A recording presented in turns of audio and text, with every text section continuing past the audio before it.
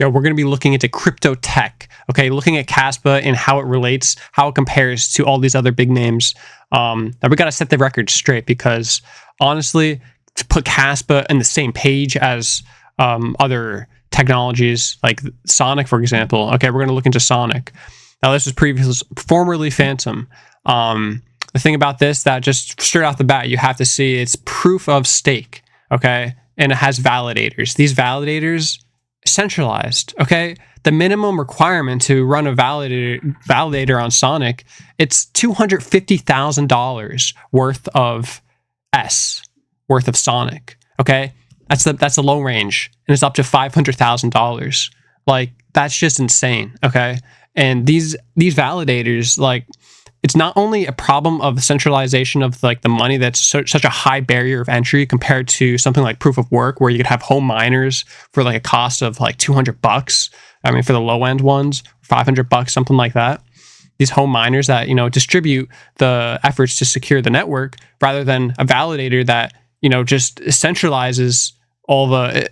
I mean, a validator in a way is almost like a mining pool in its own way, but the problem with validators is that's how it's built. Like, that is the way that the network is validated, how the consensus is run. The Byzantine fault tolerance. Okay, it uses asynchronous Byzantine fault tolerance, and again, the problem with this, the consensus mechanism of proof of stake, is that it's an attacker only needs 34% of to have 34% of the validators malicious or in disagreement, to cause the network to stall, for the transactions to essentially stop. There won't be an agreement, and it's gonna be just a delay. Nothing's gonna gonna move. It's gonna be halted. Now, we've seen similar things happen on various blockchains, and even like in today's age, we see this happen in traditional networks being stalled, being halted, or your service is not available right now, or down for maintenance. That's the type of thing that you risk when you start when you have proof of stake. It only requires 34%, and in comparison, proof of work with Nakamoto consensus is as secure as you could possibly get. This is Bitcoin level of security. This is where you're putting gold into your own vault, and not just any vault, but this is as secure as it gets, because you need an attacker needs 51% to do any sort of damage to take over the network. 51%. It's not going to have the stalling problems as proof of stake has if a malicious actor takes up 34% of the validators of those that are trying to secure these transactions. So that's a problem with decentralization, and it's a problem with security, with a big problem with scalability if it comes down to such malicious actors.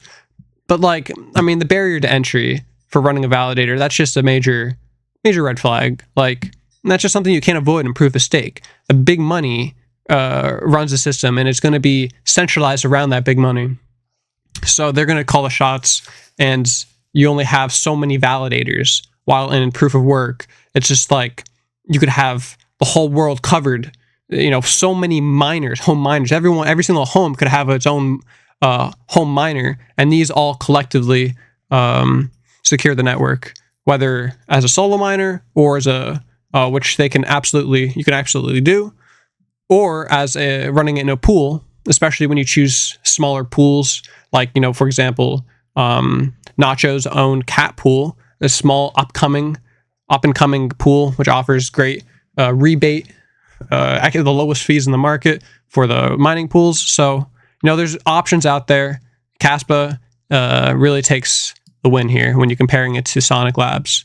The market cap does represent that, but doesn't represent it as significantly as it should, because Caspa is just on a whole other level in terms of security, in terms of decentralization and scalability, especially with 10 BPS coming up and Dagnite still not implemented. When Dagnite gets implemented, there will not be a limit to Caspa's scalability, to Caspa's speed. The limit will be just internet itself. Without sacrificing decentralization, without sacrificing security or anything. Like it's unprecedented. So Sonic Labs, you're doing great, but as proof of stake, I mean, you're gonna always have that as a drawback, and it's an inherent drawback. Nothing you can do about it. Similar to Ethereum, proof of stake, they chose that side because they couldn't. Their scalability they couldn't.